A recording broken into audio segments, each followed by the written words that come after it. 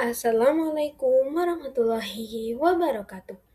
Jadi, pada hari ini saya akan menjelaskan tentang water cycle atau siklus air atau bisa dibilang juga siklus hidrologi. Jadi, di sini yaitu LKPD Pengayaan Biologi yang soal A.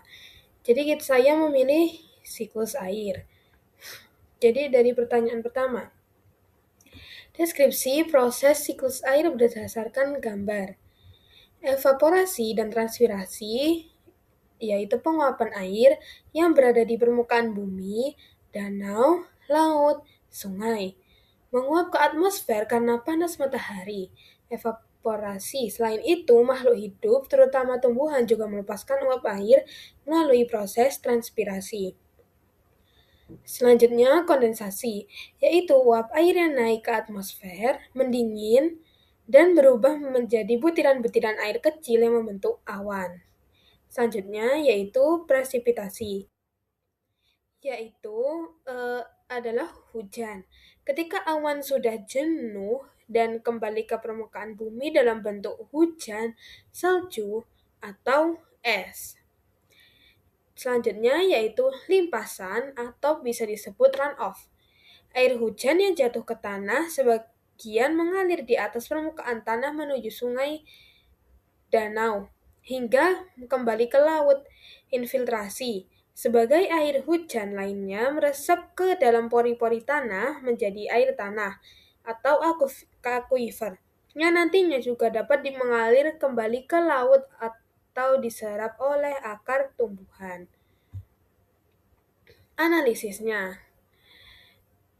Dari analisis itu pertanyaannya yaitu lakukan analisis menggunakan siklus air untuk menjelaskan mengapa banjir dan kekeringan dapat terjadi dan bagaimana solusinya. Kita analisis dulu. Yang pertama, terjadinya banjir, yaitu karena ketika tahapan limpasan permukaan runoff jauh lebih besar daripada infiltrasi.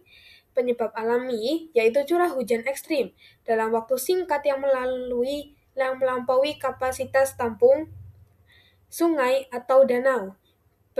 Penyebab manusia, yaitu alih fungsi lahan atau hutan yang ditebang, lahan tertutup semen atau aspal, dan buruknya sistem drainase membuat air hujan tidak dapat meresap ke dalam tanah sehingga langsung mengalir dan menggenang. Selanjutnya itu terjadi kekeringan.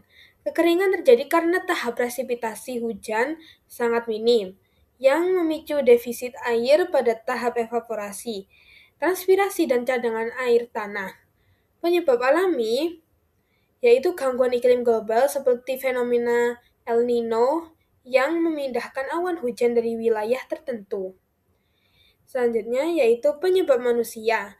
Minimnya vegetasi atau pohon mengurangi proses transpirasi yang memicu pembentukan awan. Penggunaan air tanah yang berlebihan juga mempercepat penurunan cadangan air tanah. Selanjutnya yaitu solusinya. Solusi berbasis siklus air.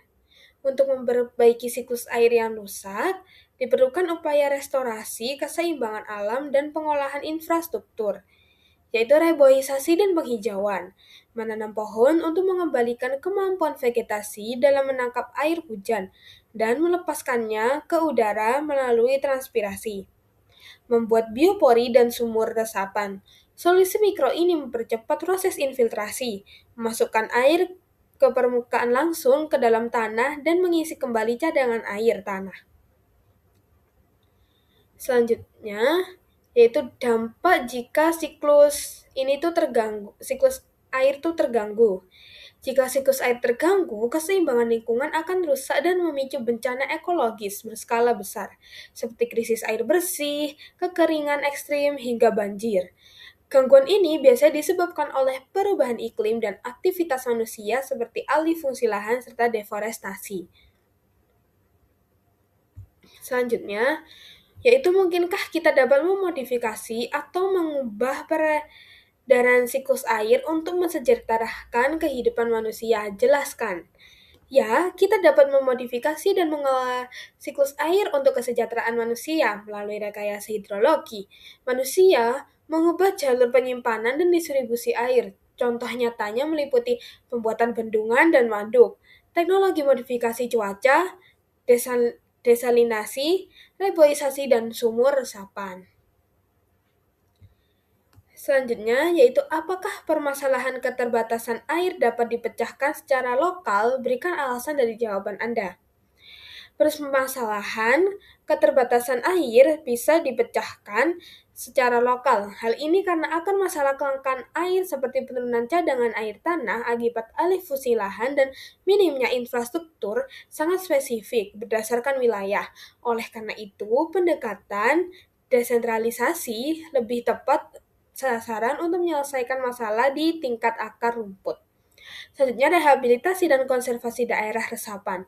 Komunitas lokal dapat mengambil peran dengan menanam pohon, membuat sumur resapan, serta menggalakkan lubang biopori untuk memastikan air hujan kembali terserap ke dalam tanah, bukan sekadar menjadi limpasan atau yang disebut banjir. Sekian dari saya, mohon maaf jika ada salah kata atau perbuatan. Wassalamualaikum warahmatullahi wabarakatuh.